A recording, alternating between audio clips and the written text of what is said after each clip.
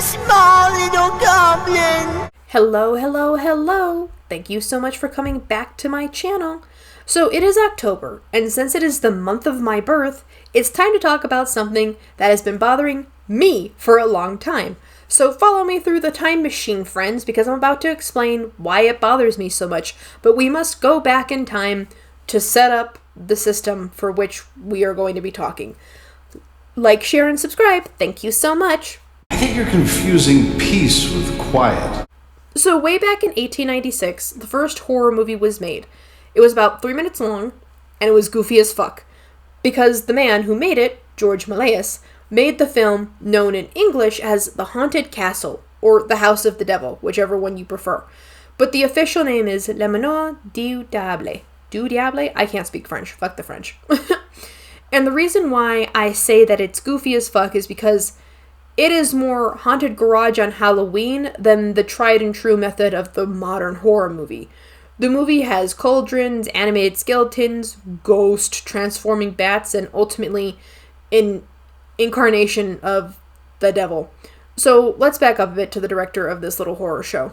George Méliès was a man of many talents, and other than being a film director, he was also a magician and an actor. He made a lot of films before his death, but he was now known for his silly films more so than his story-heavy films, if that can paint you a good picture of this man. And I say films in more of the YouTube movie way and not the Hollywood mega media way, right? Not 2 hours plus like extra cutscene after the credits of modern movies, more of a we're on a budget and it's tight. So while he did make the first horror film, all he did was open the door for other people to really cut their teeth on the genre. Let me be clear. The first horror book award goes to the queen of sci-fi herself, Mary Shelley. And you know what? The book was made into 1 million versions of film because that book has so much to discuss and pick apart. Even the goofy Frankenstein movies still pay homage to the original, and it works. That's the reason why when I say the first horror film was more goofy than it was, blood, guts, and gore. Horror does not necessarily have to be terrifying. It can just be jump scares. Well, I do not count jump scares as terrifying because that's just your body knowing how to react to something coming at it. It's still part of the scary experience. And the classic horror movie monsters are always welcome, even outside of Halloween, which is why Frankenstein, no matter what iteration or how they make him, always work.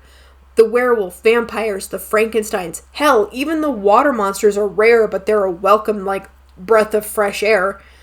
Silent film gave birth to a few of those monsters too, but once film was allowed to speak, oh boy, the horror game popped off. Those old silent films got a fresh coat of paint and now had a little bit more mass to them. There was more meat with the potato soup, if you get my drift. Because film had advanced so much. They went back to the old Frankenstein himself, they did the Mummy, and they even did Jekyll and Hyde once they got to sound in movies. And all manner of monsters slowly came to life on film. Vampires, werewolf, the Mummy, like I said, and The Walking Dead. Zombies and stuff, finally came to life. And with all of those monsters coming to life and being celebrated for being seen, people really started to enjoy horror movies. Because people like to pretend to be terrified. Because that's what a horror movie at its core is. Simulated horror. You're not actually in any danger. You're watching actors who are also not in any danger, playing a character who is in danger, but you know that at the end of the movie, the man in the monster costume will take off the makeup, and he'll be fine. The man and woman playing the hero or heroine of that movie will take off the makeup and go home, and they'll be fine. Knowing that the horror movie is scary, but the people playing their roles don't die these horrible deaths, is what makes horror fun, at least in my opinion. Sorry, my allergies are terrible right now. And it is. The reason is huge, right? Why people like horror movies. Some people just like the franchise. Some people just like the aesthetic. Some people that we don't talk about really like watching other people get killed. We don't talk about them, and we will not acknowledge them in this pie chart.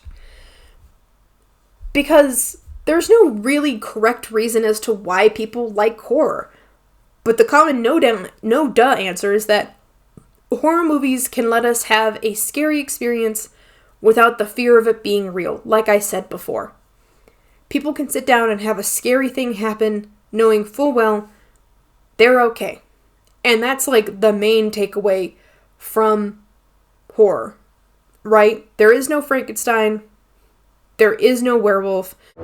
There is no Easter Bunny, there is no Tooth Fairy, and there is no Queen of England. As much as people wish for the vampire romance, that's not going to happen, but let us dream. And then the slasher films happened. And this is where my beef was given life like a horror movie monster. I'ma be blunt. I'm not angry at all slasher films. I am mad at one slasher film and only one slasher film. All the other slasher films are fine, but I can admit that this might be a personal issue on my part, and no one else might even care, and I can admit that. So, with that in mind, when I say this, it's not because I hate Michael Myers, it's because I hate the fucking movie franchise that he's in. God, do I hate the Halloween franchise. So, the slasher films came to life in the 1970s and 1980s, and those films gave us the names like Jason Voorhees, Ghostface. Ghostface is more modern, but I'm still going to count it, and Michael Myers. And Michael Myers is where my beef begins. In 1978, the first Halloween movie hit the big screen. The looming figure of a man in a mask that never spoke a word and hunted you. A looming figure that walked after people he was chasing. Truly, a monster from nightmares brought to life right before our eyes. And then Hollywood kept fucking with it. No, I'm being serious. Hollywood kept fucking with it. The second Halloween movie came out in 1981. And it was just as hyped up as the first movie in 1978. So, Hella, why are you being so upset? They always make sequels to movies. Yes, they do. And then the fourth Halloween came out. And before you ask, where is the third one? Good question. Halloween 4 came out in the limelight in 1988. I don't know if there's a third one, because I can't find any mention of Halloween 3. I might also be stupid. That's a possibility, but we're gonna go with it. Anyway, Halloween 4 came out in 1988. And then the next year, we saw Halloween 5. Halloween, The Curse of Michael Myers, came out in 1995. Halloween H2O, 20 years later, 1998. Halloween Resurrection, 2002. Halloween 2018. Halloween Kills, 2021. Halloween Ends, 2022. Which is a lie. Halloween does not end in 2022, but whatever. Halloween 2007. Halloween 2009. Halloween 3. Finally, Season of the Witch. We found the third one. And, okay. Let me be blunt. I wouldn't care so much if these were shitty sequels with a brand new Michael Myers that is completely divorced, right? It's different.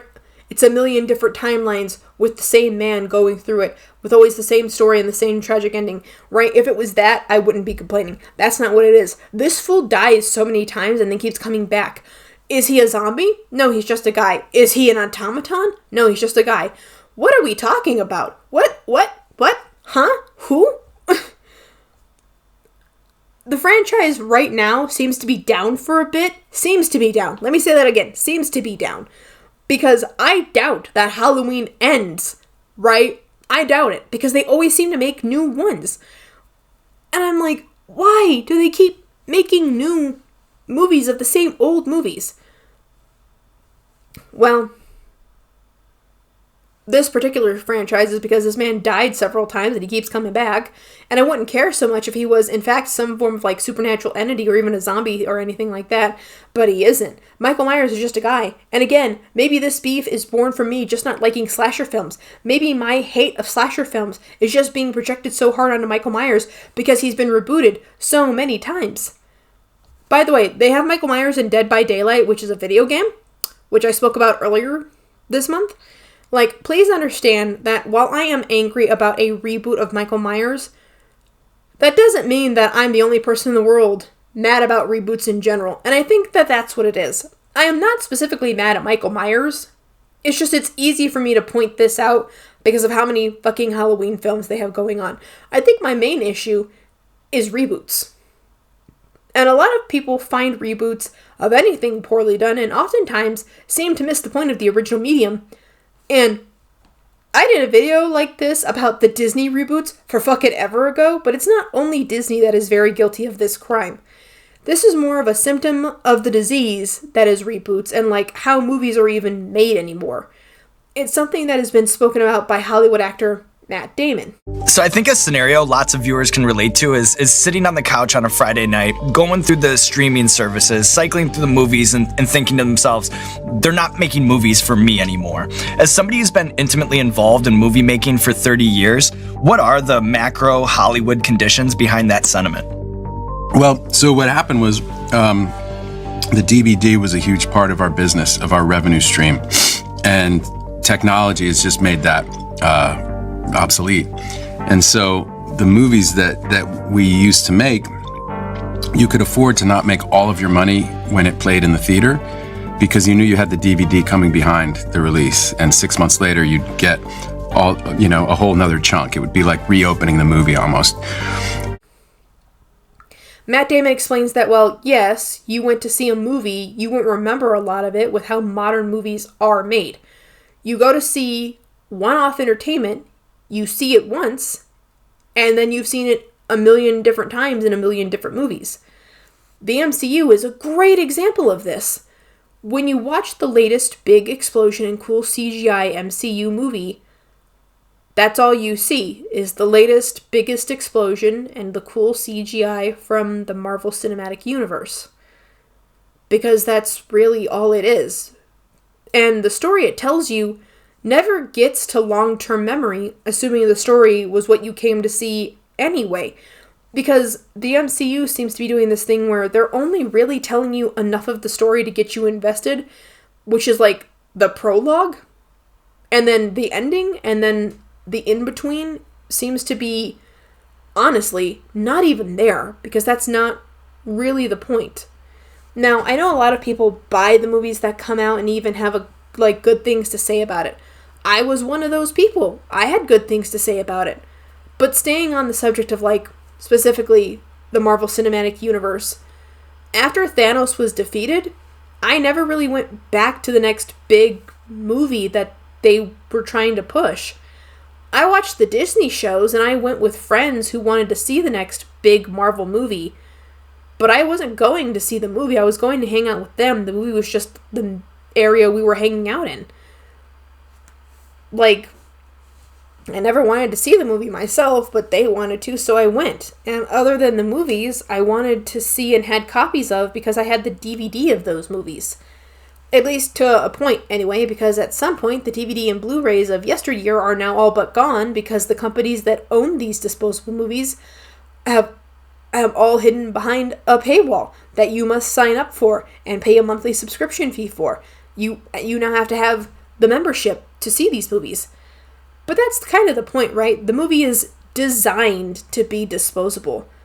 The rewatch value is low because it's not intended to be sold on DVDs for people to rewatch at Christmas or when there's friends over and you just need something to do and you don't have the money for. That's my point, right? You're not supposed to have rewatchability with these movies. That's why when people are like, oh, but we should go see it. It's or we could wait 6 months after the movie comes out and it'll be on TV or Netflix or Peacock or Apple or, I don't know, Hulu. Somebody will have it. Because in 6 months, the next big blockbuster will come out to scrub everybody's minds clean with Pop Rocks and bleach, so that way they can get out the next one, and then whoever owns it will have it for a year or two, maybe 3, and then, oh boy, it's going away, you better get on it or it'll not be seen, which I think is scummy. But that's beyond the point of this video. Because the main point of this video is that the idea behind these movies anymore is to generate hype through manufacturing controversy or teases or gossip. Keeping spoilers under wrap is integral because once you know the fucking spoiler, the rewatch value goes way down. It's negligible at best. It hinges on surprises or shock or what the fuck to entice audiences to give up their money to go see it in theaters. This is why channels that like to speculate and watch things and dissect it and tear it apart, like game theory, right? Are you looking maybe too deep into it? Sure. But what happens when you don't? What happens when you actually have media literacy and the little bit of stuff that they give you as far as a trailer, you figure it out. You figured out the whole movie based off of the trailer, and now why would I want to go see something I just figured out? It's about spectacle, about being loud and colorful and busy so that for the first 30 minutes after you walk out, you're still like buzzing from all that excitement and you feel like it was worth your $30 or however much you spent to go see the movie. That's why they don't want you to have spoilers, because once it's spoiled, that's it. Game over. People are going to talk about it. People are going to dissect it. And the couple of people with the media literacy, like I said, to figure out the whole movie based off of a trailer are basically going to spoil the whole movie. They'll know who the twist villain is. They'll know the secret surprise.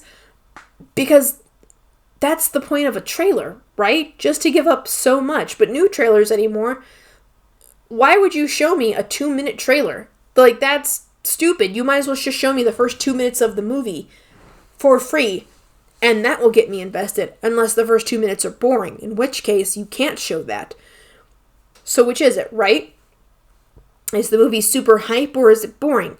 Because I'll be honest, I've rewatched some of the newer, right, modern comic book hero movies, specifically the MCU and like DC and all of that, and other than the fight scenes, the movie itself is boring.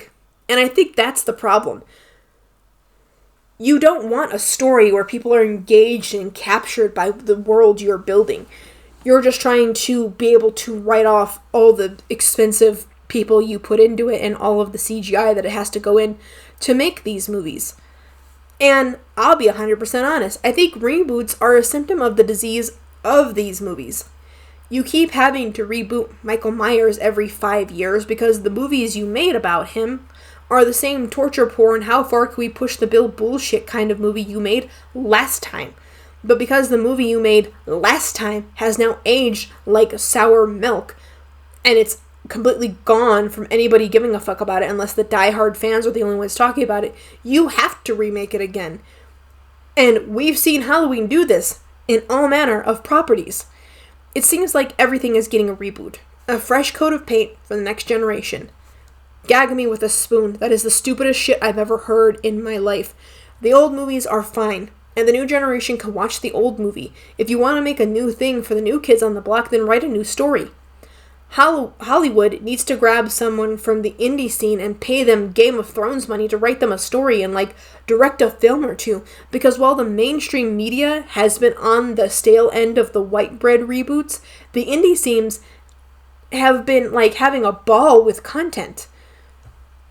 And you want to know what? I'll be honest. The reboots are also part of the main problem, I think, of why there's so few episodes anymore for like Netflix shows. I know I'm old, maybe it's just me, but I remember when a season was like 23, 24 episodes. 23 to 24 episodes, they divide them. There are silly episodes that have fuck all to do with the plot, but it helps you get insight into the characters. The rest of the stuff in between is actually progressing the plot forward, and it gives you time to like digest the story, give a shit about the characters, figure out what the game plan with everything going on is, because they had time to tell you a story. Now with everything being 6 to 8 episodes, you are speed running these stories to the point where I really don't care about some of the stuff I watch anymore, because I put it on in the background and go do something else. Because I'm 30. If all you're going to provide me is cool fight scenes, I can just get high on a weekend and do that. That's not engaging to me. I want to be told a story that will engage my mind. I think that's why I've started gravitating towards more foreign media, because they actually want to tell you a story with like stakes and plots and like relevancy. My main takeaway from this rant is that when a reboot is done for, say, updating a medium, like when film went from silent to audio, then yes, a remake of that movie that had found success in one format and transferring it to the updated format makes sense. When the idea is, let us copy beat for beat the same movie and only add in a few changes that we were not doing anything with in the original anyway, that's not a reboot. That's not a reboot. You're just trading one medium to the next, which is more or less the same medium. It's just different brushstrokes. The reboot is a big, fat nothing burger of nothing. And if you like reboots, then fine. Continue to like reboots. I'm not gonna, micromanage you. No shame. But I know I'm not a fan of reboots that do nothing to add to the story. So while I am a huge anti-fan of the reboot, I have a reason for why I don't like them. And if you like them, again, that's fine. But if I'm going to spend money and, waste my limited free time giving you my attention, I want a story. I want a story that will engage me. That's it. I want something that is worth more than the sad reboot I had to suffer through. That's all. Okay, bye.